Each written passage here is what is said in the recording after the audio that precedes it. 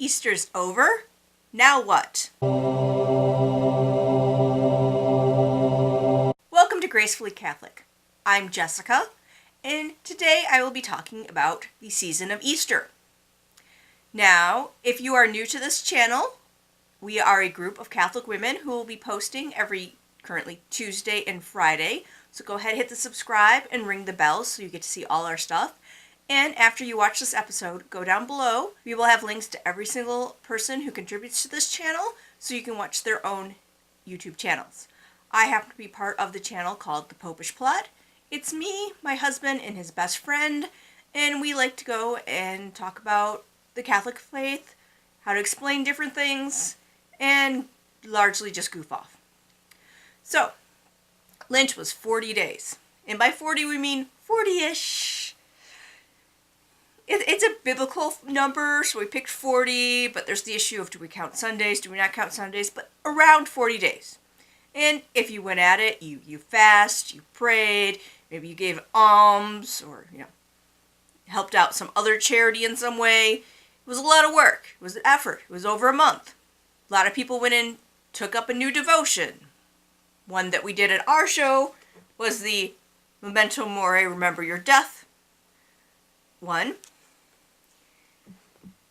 because it gave me the chance to use Lent as second Halloween, and Halloween is my favorite month of the year. That was fine and good. You probably, hopefully worked on something, got better at things, maybe picked up a new prayer you were doing. It was 40 days. And then you had the Triduum, that weird 3-day-ish time from the evening of Holy Thursday until the Easter Vigil that was just a roller coaster ride of emotions of everything that happened in the last days of Jesus' life.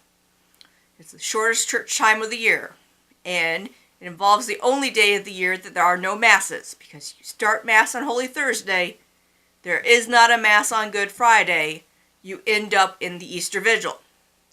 Or maybe if you didn't take part in that because maybe you work a 9 to 5 and there's really no good way to get to all these things, you went Easter Sunday. It was beautiful, it was glorious, there was, light everywhere, there was flowers everywhere, there were people everywhere because everyone brought their cousin and third cousin twice removed to the Mass, and it's the one time of the year that they show up and you were crammed in. But it was beautiful. And maybe you even know that Easter is an octave. There's a whole 8 days of Easter that every single day is a feast day. From Easter to Divine Mercy Sunday, it's all like one giant big feast. So, if you're one of those people who fast and abstain from meat on Fridays, if you did it last Friday, you should go to confession for that, because the church says we're not to fast during this entire time of the Octave of Easter. And if you're like my parish, you know about Divine Mercy Sunday. It's a huge deal. We have, 4 or 5 different groups for Divine Mercy. And if they find a blank wall anywhere, they slap up a picture of the Divine Mercy or they get a statue made.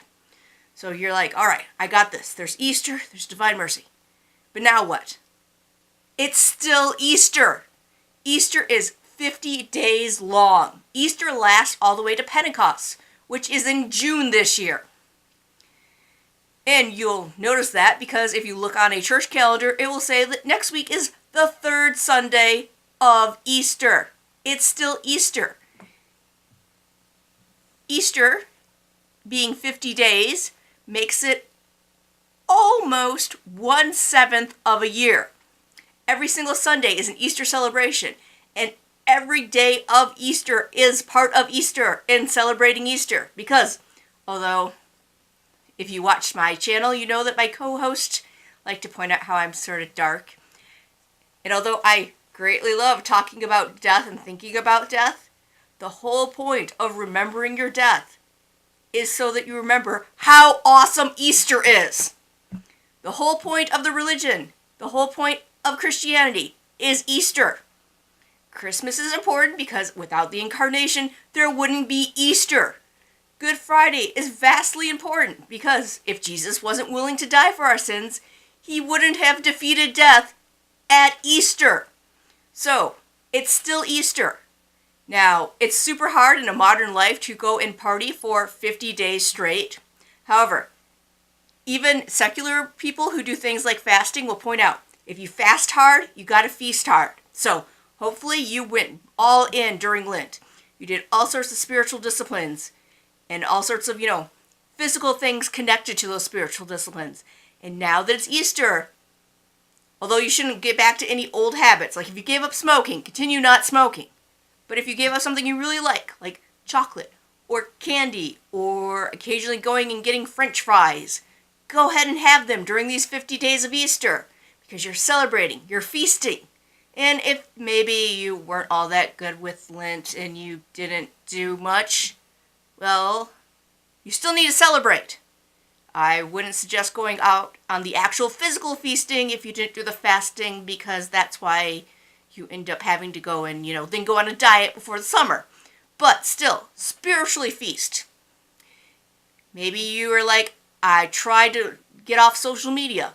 So feast on your favorite Catholic and other Christian YouTube channels, podcast, internet sites, etc. during these 50 days. Spend time celebrating Easter, because that's the whole point. Now, again, go down below, subscribe, hit the bell next to it so you'll be notified of all our episodes. Look through the information we have below. You'll be able to see everyone else's channel. If you see somebody you haven't seen before, go ahead and click on them, see some of their stuff, you might like it. And comment with what you're going to do to make Easter last these 50 days of Easter.